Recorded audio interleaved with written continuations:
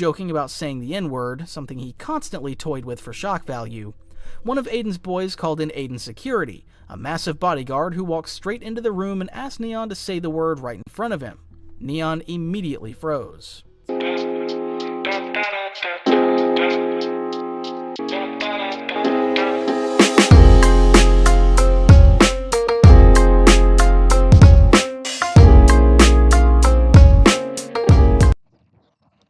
What's up, yo? Welcome to another episode of Vidwon Reacts. And this is part 2 of the streamers who fucked up video. And this guy right here, man, he might not be the worst of the bunch. I think Jack Doherty is. But this guy right here, man, he stood wherever he started streaming, that's the age he stood at.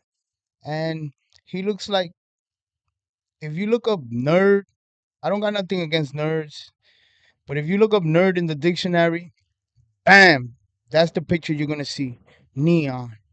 Now let's look at the story of Neon.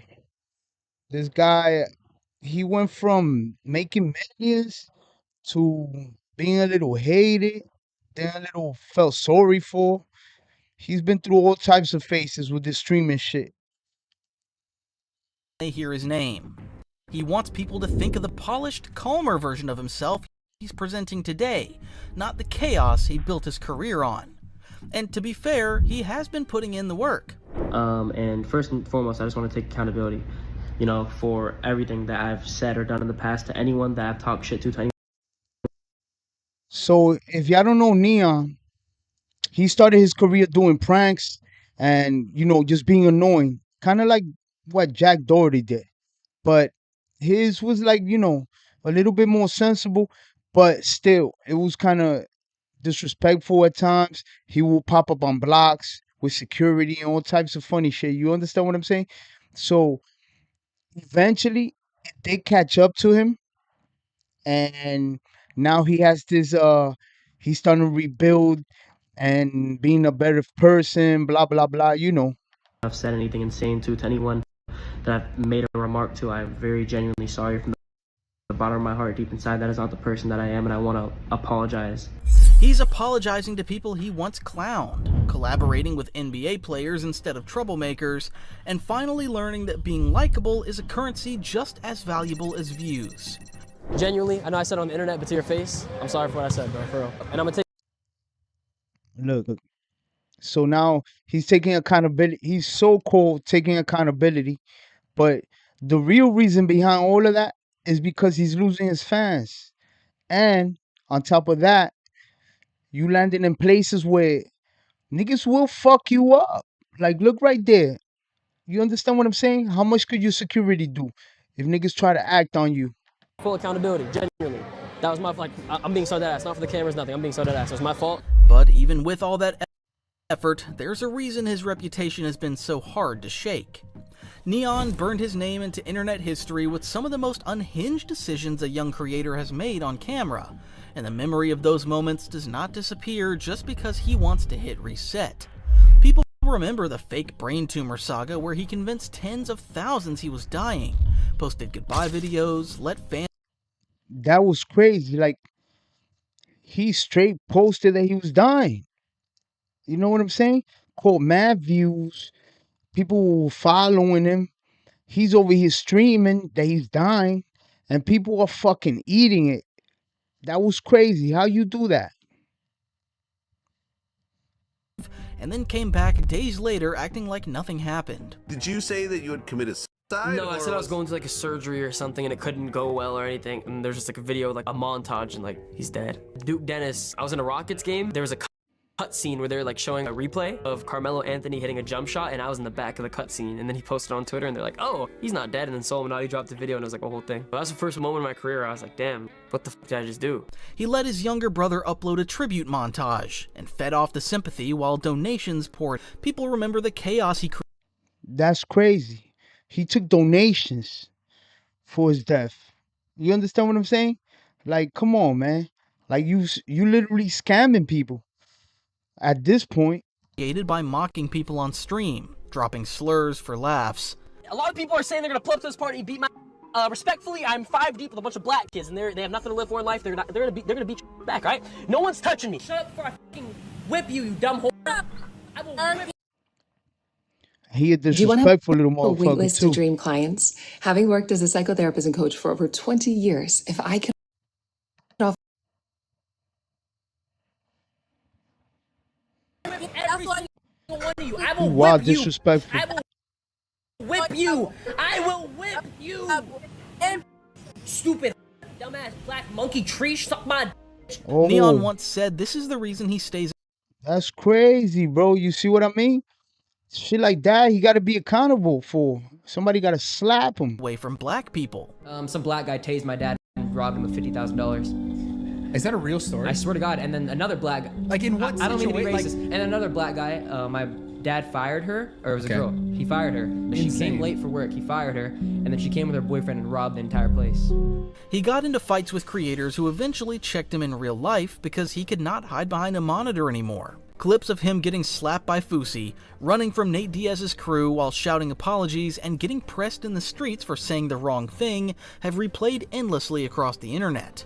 Every time he said he would stop being toxic, he always came back worse. So when people hear that Neon is changing, they do not automatically believe it. They remember the stunts, the manipulation, the lies. Me personally, I don't believe it. I think it's just a stunt because he knows he's losing followers. He's losing followers, and that's where his money's at. And then the thing is, there's a lot of people say that when you're hated, you get more views, you're more of a commodity.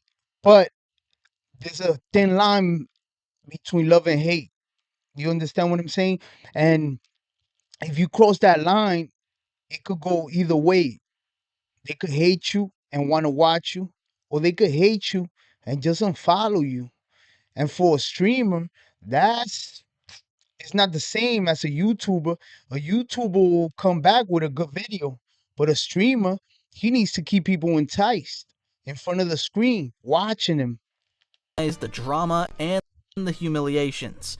They remember a kid who built his brand on shock value and spiraled into controversy after controversy until the entire internet treated him like a running joke.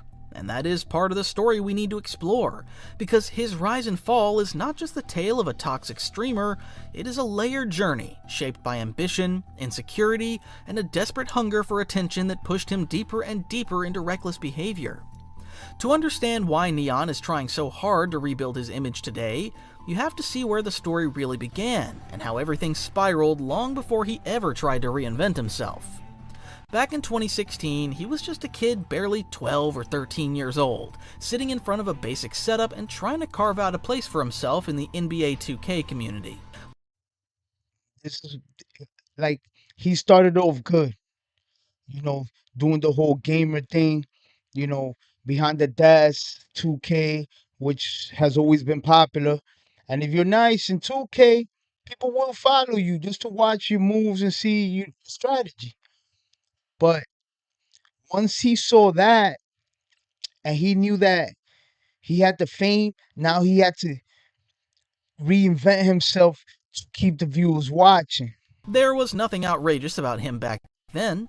No shock value, no controversies, no fake personas, just a young teenager uploading build videos, gameplay breakdowns, and the same type of content every small 2K creator was posting at the time. His earliest videos were simple and straightforward. He talked about archetypes, badge combinations, and jump shot releases.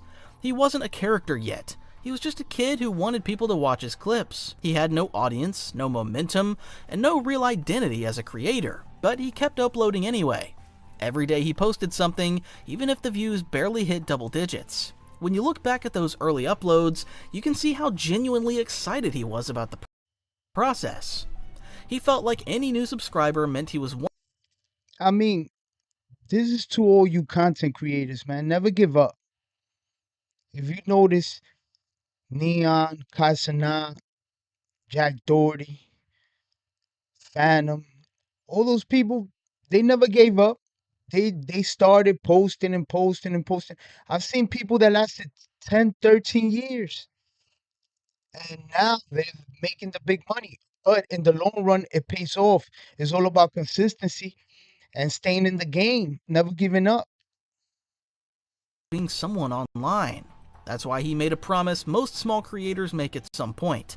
He told his tiny audience that if he ever hit 1,000 subscribers, he would finally show his face. For a kid his age, that milestone probably felt massive, and on January 27th, 2018, it finally happened. Neon crossed 1,000 subscribers and kept his word by posting his first ever face reveal.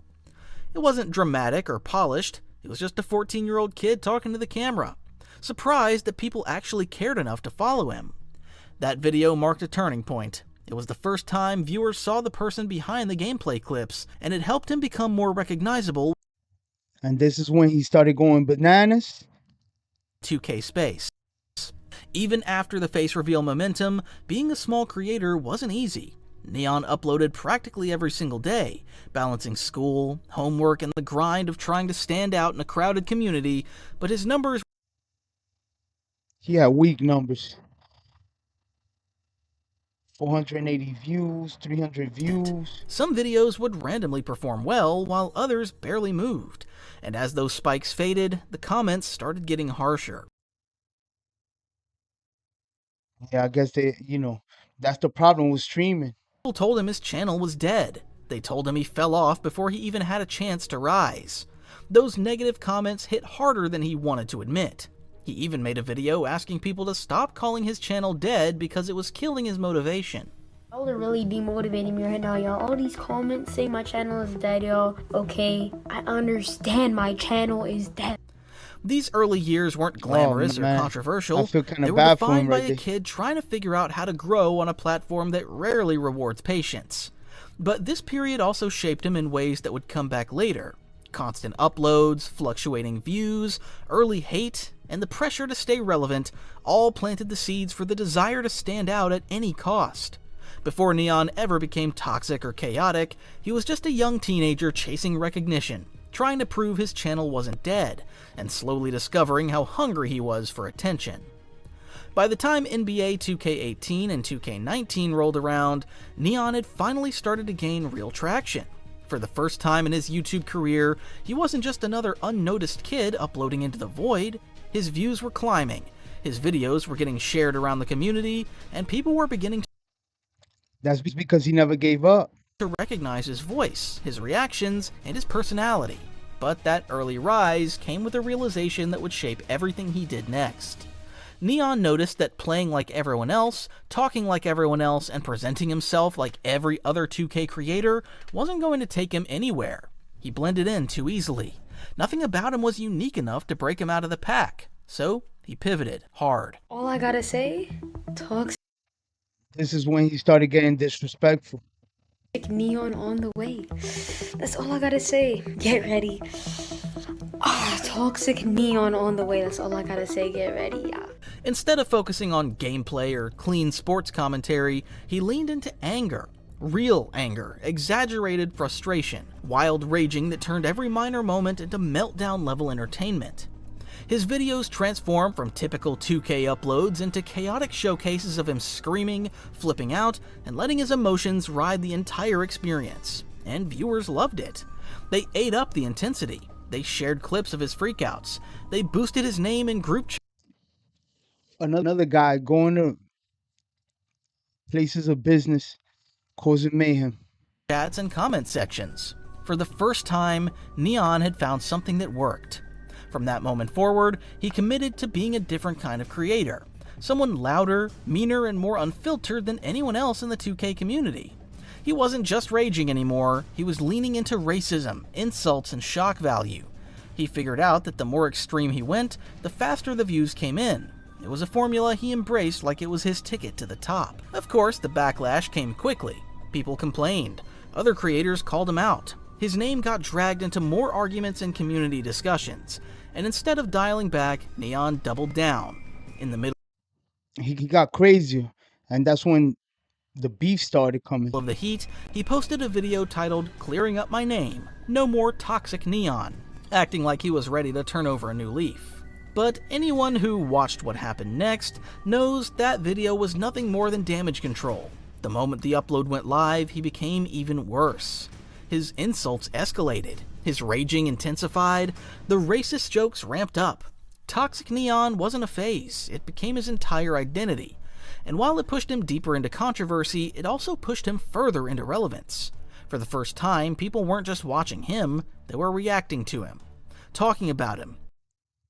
What's crazy about the streamer world is that the people that watch, they don't want to be bored. And the most they could be bored is for like 2 minutes. And then you better do something to fucking catch my attention before I go to the next streamer. You understand? So these people, they are constant competition with attention, the attention span of the audience. Engaging with him. Love him or hate him, they couldn't ignore him. In 2019, Neon stumbled into one of the strangest and most attention-grabbing chapters of his early rise, the Ronnie 2K's son era. It started as a joke, a running bit where Neon claimed to be the secret son of Ronnie 2K, the public face of the NBA 2K franchise. The claim was obviously ridiculous, but it caught fire across the 2K community. Other creators featured Neon in videos using the joke as a central theme, and several of those videos pulled millions of views. Overnight, Neon went from a small 2K YouTuber to a recognizable personality within the community because everyone wanted to be in on the bit. But the joke had unexpected real-world consequences. Ronnie 2K later revealed that the rumor spread so far and became so persistent that it nearly ruined his marriage. His in-laws believed the claims enough to question whether he This dude is crazy. Like, why would you say that? Like, you somebody else's son? All types of crazy shit. actually had a secret child, and it caused serious tensions behind the scenes. My wife's parents are going to be there. They almost didn't let us get married because they're like, this guy has a child, and we don't accept that. For Neon, it was a moment that showed both the reach of his content and the unintended damage his antics could cause. Eventually, the situation got big enough that Neon had to address it publicly. He clarified that it was just a joke and explained the origins of the bit. But by that point, the rumor had already solidified his name in the 2K world. Whether people loved him or hated him, they knew who he was, and that bizarre chapter became one of the first major boosts to his notoriety long before he became the chaotic IRL streamer everyone recognizes today. Still, he wasn't satisfied with being just another noisy creator in the NBA 2K space. He wanted bigger numbers and a wider audience, and at the time, nothing on YouTube was pulling views like Fortnite. So, he shifted That shit is like crack, bro. The followers, the constant attention. his entire content strategy into that world. But he didn't enter Fortnite as a competitive player or a highlights creator. He stepped into it as an entertainer chasing shock value. And that shift marked the beginning of his move from simple gaming content to full-blown manufactured drama. Instead of winning people over with skill, he leaned into creating exaggerated moments that felt real enough to fool younger viewers, but insane enough to grab attention instantly. Fake win streaks became common. He would stage victories, overhype his gameplay, and present himself as a player he clearly wasn't. But it worked. His audience didn't come to him for authenticity, they came for his rubbish. He expanded that chaos with fake arrest videos where he pretended to get in trouble mid-stream, fake police. Now, look at this. I got arrested. Must watch, right? 706,000 views, right? Do you see a pattern from the last video I dropped, the Jack Doherty thing? I'm gonna leave that on the videos to watch at the end of this one. But notice how they stage these things to keep the flow going of the viewers. You understand? And then it feels like, to what point are you willing to go once you keep taking losing viewers? You understand? What's the extreme for you? And clips that were so obviously fabricated to older viewers, but believable enough for the kids who followed him. One of his biggest hits from this era was his running away video, where he dramatically sprinted out of his house on stream, pretending he was fleeing from someone trying to get him. I raged, bro. I raged. I punched a hole in my wall. And you know, my parents weren't having it, bro. I punched a hole in my wall, and my parents were not having it. So they said, yo, you know what? They took my PS4, they unplugged my PS4, and they said, you know what? I'm sending you to a mental hospital. The video exploded and crossed more than 3 million views, proving that the more absurd the stunt was, the more attention it brought in. That success told Neon everything he needed to know. Real gameplay wasn't the path forward. Manufactured chaos was. By the end of 2019, he was no longer seen as a regular creator. He was becoming known for clickbait, stage drama, and a willingness to lie to his audience if it meant more views. People started catching on, and instead of slowing down, that reputation only pushed him further down the path of making controversy his main content strategy. Late 2019 became the moment Neon crossed a line that most creators never recover from. After months of smaller stunts and fake clips, he escalated his content into something far darker. He uploaded a video titled "Neon is Dying," where he claimed he had been diagnosed with a brain tumor and was Alright, so with the dying thing, I mean, that's on him. That's his shit. But you don't play with that. Like, that's crazy. For views, that's crazy, bro. experiencing seizures so severe that doctors were preparing him for a risky surgery. The tone of the video was emotional and somber. Viewers, many of them young and deeply invested in him, took it seriously. Not long after, he followed it up with an even heavier upload called Neon's Final Words. In it, he said the surgery could kill him, and he wanted to leave behind pre-recorded videos so his fans could still see him even if he didn't make it. That idea alone amplified the emotional manipulation behind the stunt. He even scolded viewers who questioned him, saying that anyone suggesting he was faking was a terrible person for making light of such a serious condition. The guilt, the emotional pull, the dramatic framing of it all were crafted to trap fans That's crazy. This is how you attracting fans. into believing him and defending him. Then came December 26th, a tribute video They actually had a tribute Outperformed video. 6 of the top That's crazy. AI code review tools on a public benchmark. These are results from grep Tribute video. And then he put his little brother to do it. So it looked He's more gone. authentic. R.I.P. appeared on his channel, supposedly uploaded by his younger brother. It was edited like a memorial, using clips of Neon's best moments, soft music, and captions implying he had died from surgical complications. Fans were devastated, but 5 days later, Neon returned as if nothing happened. He posted another video claiming he had survived the surgery, suffered a seizure afterward, and somehow recovered completely in just 48 hours. His tone was casual, and shockingly dismissive considering the emotional storm he had caused. This time, the internet didn't let it slide. The backlash hit hard. His videos were flooded with hate comments, and dislike ratios climbed past 80%. People weren't just angry, they felt manipulated, betrayed, used as emotional props in a storyline he made up for clicks. This arc became Neon's first major downfall. That shit is diabolical. How you fake your death? It was the moment the internet stopped seeing him as a harmless, loud kid and started recognizing him as someone willing to fake tragedy and death for attention.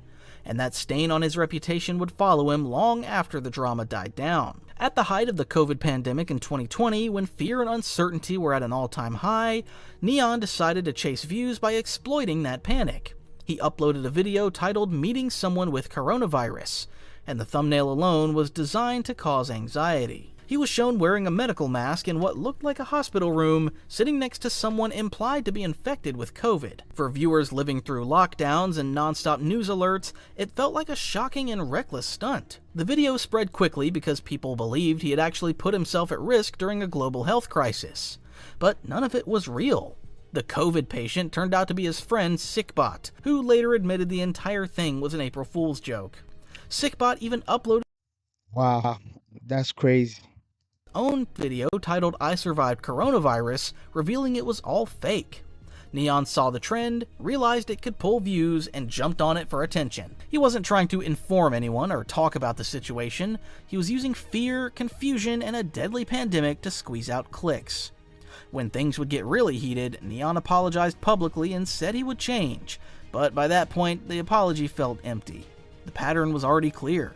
He would take things too far, get exposed, apologize, and then do something just as reckless a few months later. After that incident, So now there's a pattern. He comes, he does something crazy just to get clicks. And then once his followers go up, he comes and apologizes, hopes he's forgiven, and then waits it out and comes with another stunt. He thinks he's going to be forgiven all the time. content spiraled even deeper into chaotic clickbait from 2020 to 2022.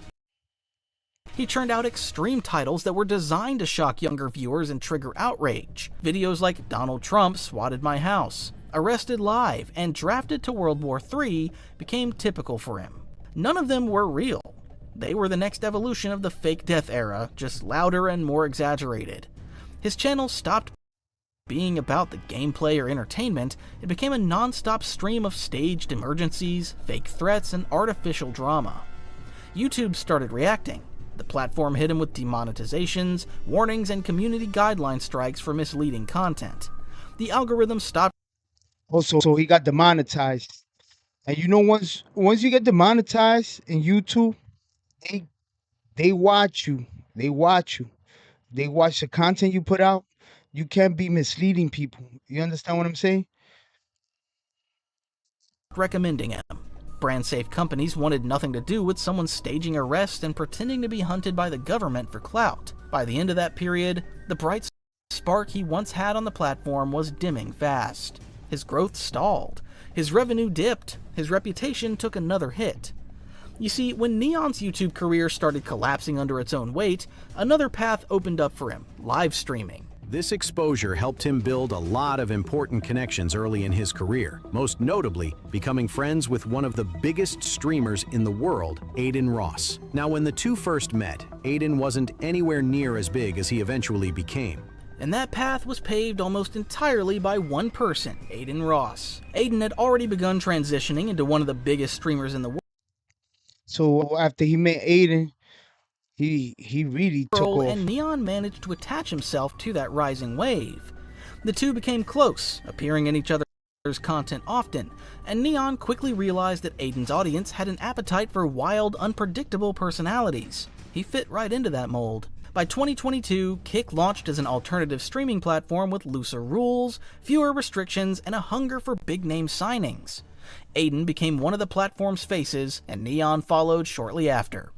The move changed everything for him. On YouTube, algorithm rules were suffocating his chaos. But on Kick, he had complete freedom.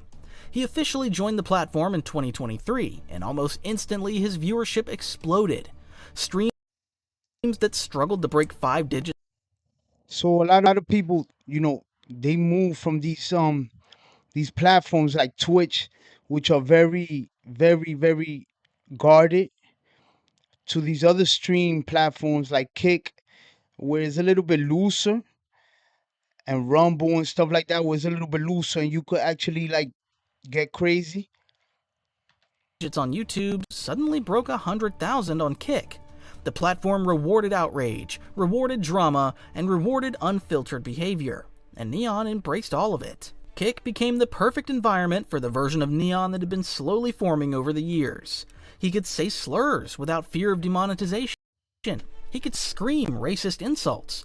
He could provoke people openly. Hey, bitch in the back, shut up before I whip you, you dumb whore. I will whip every single one of you. I will whip you. I will whip. The shock value became the point of the show. There was no algorithm to punish him and no corporate sponsors to pull out. Controversy wasn't a risk anymore. By 2023, Neon completed his transformation from a toxic 2K kid into a full-blown shock value streamer. His streams were built around extremes. He weaponized racism and sexism for reactions. He insulted guests live. He demeaned. And he also started saying racial slurs too. Strangers. And so mad when I call them hood rats because they actually live in the hood. It's actually pathetic. Like, look at this. She's definitely in the hood. Actually, no, she's not black. Wait, whoa. Yo, what am I saying? Oh my god. And he doubled down every time someone pushed back. He wasn't just loud or impulsive anymore, he was becoming known as one of the most toxic personalities on the internet, someone who thrived on tearing people down and crossing lines that other streamers, even controversial ones, wouldn't touch. And because Kick let it all slide, the behavior only intensified. His audience grew, his name trended constantly, but every jump in viewership came with another crack in his reputation, setting the stage for the chaos that would follow him into the real world. The first major hit to his Kick-era credibility.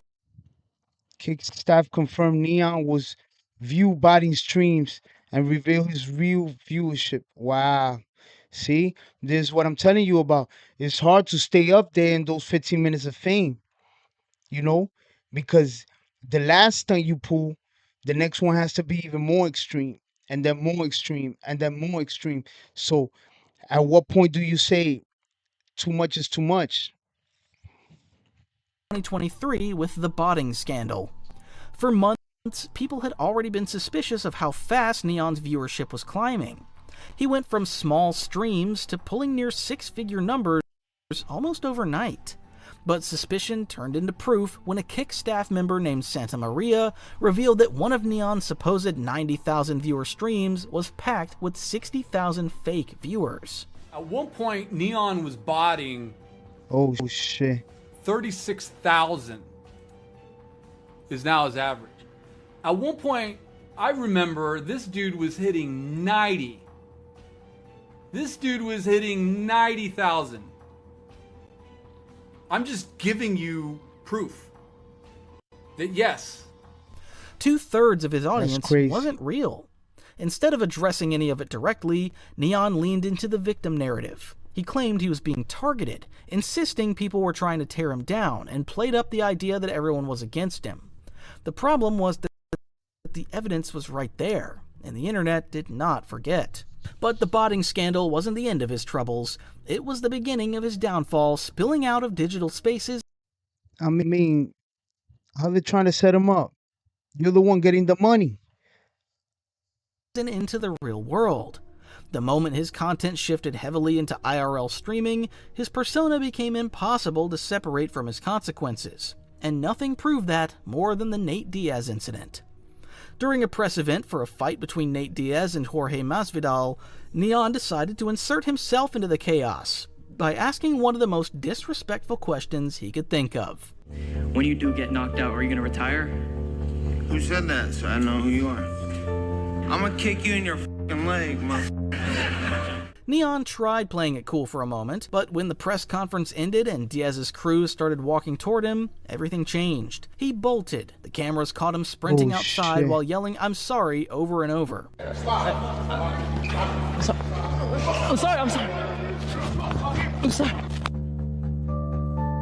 Please, I'm sorry. The clip went viral immediately. What's crazy about that is that he was scared, he was excited at the same time, like, yo, I'm gonna get so many views, so much streams. Not because Neon was funny, but because he looked terrified. It became one of the earliest reminders that the toxic, loudmouth persona he used online couldn't protect him when the consequences stepped out from behind the screen, and with that humiliating moment, the IRL humiliation era truly began. The Nate Diaz incident cracked the door open, but the flood of humiliations that followed came from people who were not famous fighters. They were fellow creators who had simply grown tired of Neon's disrespect. One of the first and most memorable moments came during a stream with Fusi, where Neon's habit of talking without thinking finally caught up to him. Fusi asked him to name 5 DDG songs, expecting at least a bare minimum level of respect since DDG was a friend of his. Okay, so now, here's the thing. These streamers, when they're streaming, remember, they're streaming in front of a computer. There's nobody there to hold them accountable right in their face. So when they're in public, they tend to say anything that comes to their head, thinking there's Neon no admitted repercussions. he didn't know any, and the second the words left his mouth, Fusi grabbed him by the pants and yanked him into a wedgie right in front of the camera. Name 5 DDG songs. Name 5 DDG songs. Bro, I'm gonna give you a wedgie right now. I don't know any DDG songs. What? No, don't you let my asshole. I said, no. Why do that? Why am I Name 5 DDG songs right now. I don't know any. Don't do it, Hunter, please. A little later, things escalated again when Neon burped directly into Fuzi's face during a conversation. It wasn't a joke, it wasn't playful, it was straight disrespect. Guy tagged you on everything. I didn't know you wanted to rate it 40K views.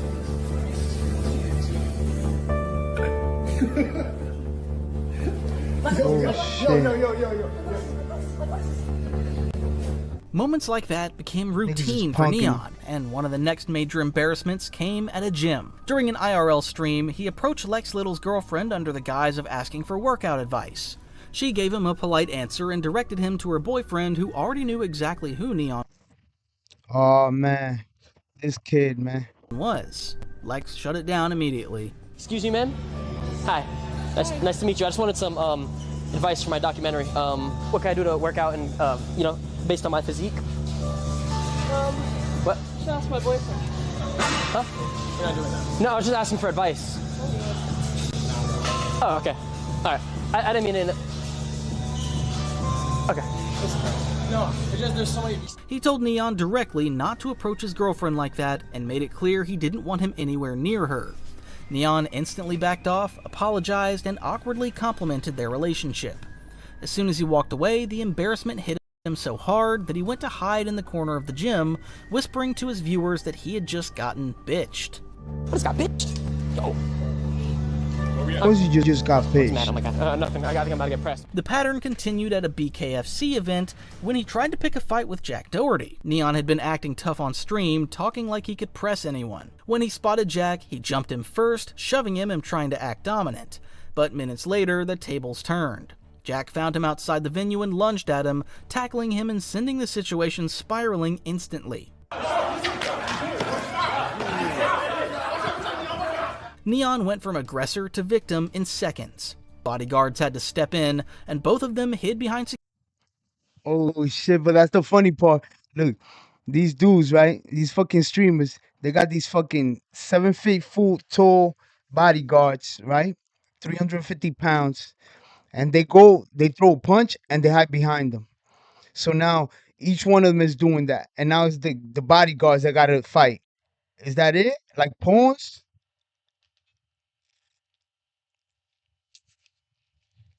while trying to sound tough from a distance. Footage of the exchange circulated everywhere, and people mocked the entire thing because it showed Neon was only bold when cameras were rolling. The moment someone actually pushed back, he backed down or folded completely. The embarrassments kept piling on, each one carving deeper into Neon's reputation, and by this point the internet had started treating him less like a menace and more like a joke. One of the clearest examples came when Bryce Hall openly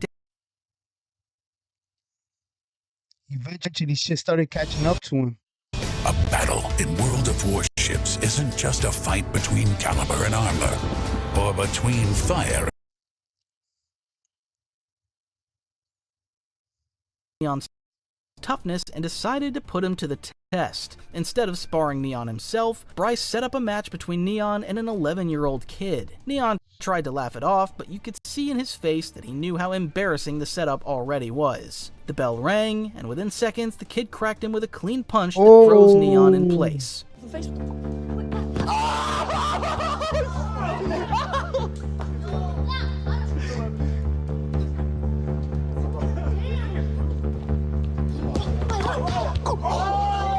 Oh, he tried to strike back, even going full force at one point, but the child outboxed him easily. Shot after shot connected, and Neon had no defense, no footwork, and no composure.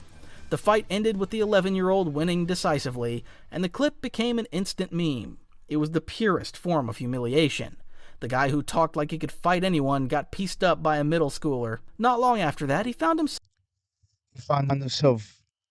in a weird place in another embarrassing moment during a kick stream with Aiden Ross. Neon had been joking about saying the N-word, something he constantly toyed with for shock value.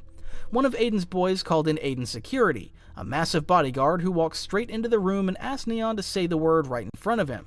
Neon immediately froze. Honest, bro. Thank you for the sub. I heard you want to say the N-word. Oh! Say the N-word? No. Oh! Oh my god. Say it. I'm not gonna say it on God. Say it. Say it. Oh my god. Yeah, but that was a stunt. He was laughing When the guard he left. grabbed him, lifted him clean off the ground, and held him up like a rag doll, Neon's voice broke into panic. He stammered, insisting he never meant it seriously, and tried to laugh it off. But the fear of God was all over his face. Even after being let down, he admitted he needed to go change his shorts, hinting that the fear got the best of him. The streets delivered an even harsher dose of reality. During an IRL stream, a man approached Neon after hearing rumors that he had been throwing around slurs. The moment the guy confronted him, Neon's entire... And that's the thing that I'm telling all these streamers. Eventually, the streets are gonna catch up to you. Not anything else, the streets. demeanor shifted. Who, me? I don't. No, I'm kidding, I do. I swear to God I do. I'm trolling. So I heard on YouTube you're saying like the hard N-word, bro. That's not cool, homie. Oh, sorry. I won't say it again. I'm joking. I'm joking. He went from laughing to apologizing instantly, insisting it was a joke and swearing he wouldn't say it again. And then came one of the most infamous clips of his entire IRL era, the robbery. During a stream in the wrong neighborhood, a group of goons surrounded him. They took his shoes, ripped his shirt, checked his pockets, stole his phone, and made him call himself the B word on camera. Neon looked pale, helpless, And that one was real. He got shook. He got beat up. and terrified. The guys mocked him, waved his shoes around, and recorded the entire thing on his own phone while he stood there powerless. Hey, look whose shoes we got. Got his ass lacking. Come on, bro. Got his ass lacking. Hey, what size y'all want? Look at his shirt. Ripped all type of stuff, boy. You know not to come around here talking like that. Oh, we on his ass. Come on, bro. Take his glasses off. Some viewers believed it was staged because of his history, and he posted it to his Twitter by himself. But whether it was real or fake, the humiliation was undeniable. These moments weren't isolated incidents, they were proof that the character Neon played online couldn't survive offline.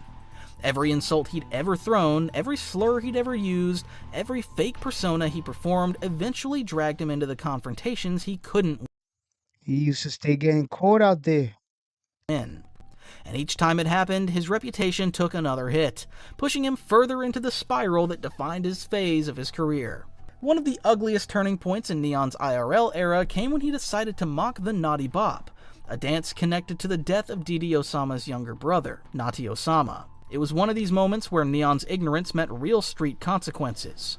During a late-night stream, he danced and joked about the situation without understanding the weight behind it. Didi Osama saw the clip and did not take it lightly. He pulled up on Neon in the middle of the night and confronted him while Neon was streaming outside with his manager.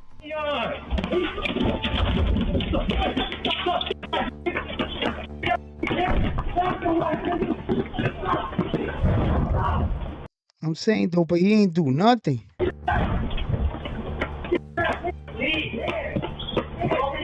Within seconds, the situation escalated. Didi and his people rushed him, swung on Neon, and chased him down the street. Neon stumbled and scrambled, barely escaping as the stream captured everything in shaky panic. It was one of the rawest humiliations he had faced yet, because it was rooted in something deeply personal for the artist he offended. 2 months later, Didi Osama confronted him again, but this time Neon had already learned his lesson. He didn't try to talk back or make excuses, he apologized instantly. Like, I seen that. you don't know where I come from. Yeah. Like, you not from the streets. So yo, bro, you ain't from the streets. Niggas will fuck you up. Fuck all the money. Like, you was really a nerd, baby boy. You was really a nerd, baby boy. I'm trying to tell you, man. Look at me. Look at me. Why you not looking at me? Sorry, my bad. Yo, Woo, it's not even, yo. Why you not paying attention? So I'm nervous, You know how bro. I feel right now? I feel like out you. I'm sorry, but bro. I'm not. Because what I'm... Didi made him repeat the apology in Nigga front said, of "I his feel like boys, slapping forcing the Neon shit to out of you." acknowledge that he didn't understand the seriousness. You know you a bitch when another nigga's right in front of you telling you, you know I'll slap the shit out of you. Mocked. It was the first time Neon openly said he wasn't built for the streets, and the moment stuck with viewers because he looked genuinely scared and defeated. But the humiliations didn't stop there. In Los Angeles, Neon ended up in another confrontation during a party stream. It started when a girl was pulled away from talking to him, and Neon responded by bragging about how his money could get him any girl he wanted. The group of guys around him didn't take the flex seriously and laughed directly in his face. When they asked him who he even was, Neon grew irritated and told them to search him up. You can get a girl? What do you got? Money? You got money? What do you have? I got good money for myself, yo. You don't need money. You just need money. Yeah, you see, come on, man. You need to know when you're outpowered, and then you need to know how to watch your mouth. I got money. I got the phone. It's not all about money. You can have as much money as you want. You're right. I'm sure you can. They kept pressing him and followed him outside. The moment he realized they weren't joking and that the situation was turning serious, his confidence evaporated. He immediately backed down, claiming he was trolling, and tried to smooth things over. Each of these moments wasn't just humiliating because of the violence or confrontation, they were humiliating because they revealed the same thing over and over, that Neon's loud, toxic persona only existed in the safety of a screen. In real life, it collapsed anytime someone pushed back. The computer deeper Neon thug. went into IRL chaos, the more doors began to close on him, and one of the biggest slams came from the UFC. Right before UFC 296, Neon posted on Instagram claiming he was going to confront Donald Trump at the event. It was classic Neon, another attempt to stir controversy and bait attention by attaching himself to powerful names. But this time, the organization he tried to use didn't find it funny. When he arrived at the arena, security told him he wasn't allowed inside. Not allowed in. What? They dropped your name specifically. Huh? They just dropped your name specifically, bro. They said Neon is not allowed in. In the stadium? Yes. What? Look at Sneeko. Why Sneeko always around everybody, bro? There's no way. Dana White addressed the situation during a press conference, and he didn't hold back. He said Neon deserved to be kicked out, and made it clear the UFC wasn't interested in giving clout to people who make threats or say stupid things online for attention. Some stupid on Instagram, and when you start saying stupid like that, yeah, you're probably going to get busted up and thrown out of here, making threats and talking dumb shit. Now you're talking about corporations that got higher ups that are bigger than you, that put in, look at what it says right there, UFL, 30 years UFC. You understand what I'm saying? And you're fucking like what, 20? You understand what I'm saying? Like, you need to calm down, bro. Looking for clout. Dana dismissed him bluntly, saying he didn't care what Neon claimed he was going to do, and pointing out that Neon's behavior was exactly the kind of nonsense that gets people banned. For Neon, who had always tried inserting himself into big-name spaces for relevance, getting publicly disowned by one of the most influential figures in sports was a brutal moment. By late 2023, Neon's career had reached a point where the chaos was no longer entertaining, it was concerning. The content that once relied on shock value started sliding into outright self-destruction. In an attempt to keep people watching, he began offering money to strangers on stream to punch him in the face. Shit got crazy. That's it. Nobody wanted it. It's going to get a point. This is the problem with the streaming world. There's going to always be a point where people are going to get tired of you. You understand? It wasn't a joke or some high-energy bit. It was desperation disguised as content. Viewers saw a kid who had run out of ideas and was now resorting to letting people hit him just so he could stay relevant for another hour. At the same time, the Nate Diaz humiliation clip resurfaced and went even more viral. The image of Neon running, panicking, begging, and apologizing while Diaz's people approached him became a symbol of everything wrong with his online persona. His bravado had collapsed so dramatically that the clip was shared everywhere as proof that Neon wasn't tough, wasn't confident, and wasn't who he pretended to be on stream. By the end of 2023, the audience was tired. The cycles of drama, fake stunts, reckless behavior, humiliations, and half-hearted apologies had burned out his viewer base. And took accountability in a way the old Neon never would have considered. One of the earliest apologies came toward Plaqueboy Max, a streamer Neon had mocked and belittled during his toxic rise. The apology wasn't scripted or clipped for views. He approached Max directly, admitted that he had crossed the line repeatedly, and acknowledged how his own insecurities fueled the behavior. Yeah, he's trying to get his audience back, but it's over, bro. Like, go invest that little bit of money you got left. Max didn't accept the apology, but the gesture showed Neon's intent to rebuild relationships he had burned. He repeated the same pattern with Hassan, another creator he had insulted during the peak of his shocking, rage-driven online persona. Where streamers from all corners of the internet came together. Neon went out of his way to move around the entire building and personally apologize to everyone. He offered personal apologies, shook hands, and owned the moments where he'd crossed boundaries. It wasn't a grand performance, it was a quiet, humbling circuit of accountability that helped people see he was genuinely trying to change. But the most emotional and complicated apology involved Dub and his son Whoop. Dub confronted Neon directly at the same event, making it clear he still held serious resentment from the disrespect Neon had shown to his son years earlier. Instead of deflecting, Neon stood there and apologized in full, face to face, without excuses. The apology didn't dissolve the tension immediately, but Dub accepted. He was shook. He had to go buy shit for the kid. Accepted it long enough to walk away without escalating the situation. A few days later, Neon followed up with a more personal gesture. He met with Whoop directly, apologized again for the disrespect, and gifted him an apology Rolex. It was symbolic more than anything, a way of showing that he understood the weight of what he had said and wanted to put the past fully behind them.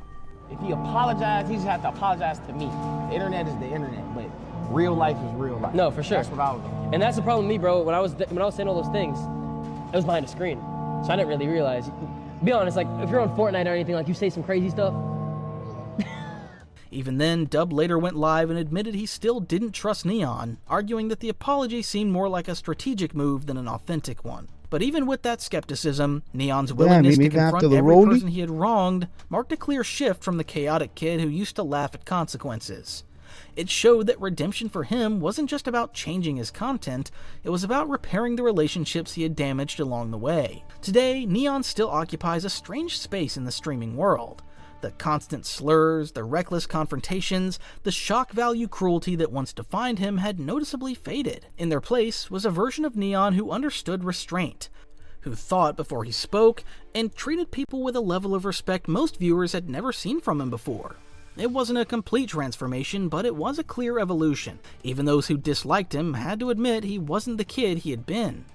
Still, the public remained deeply divided on what his transformation actually meant.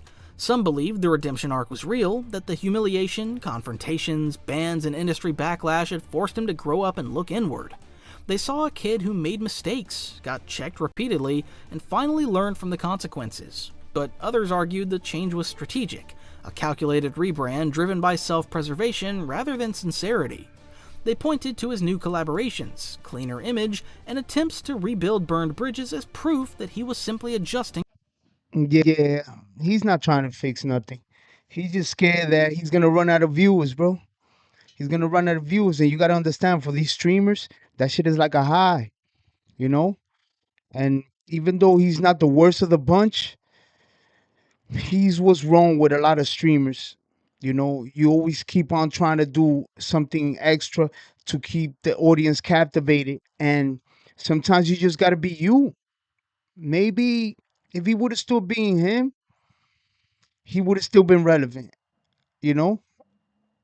But that's enough for my video, man. That's enough of this guy over here. Tune into the next video, which I'm gonna cover.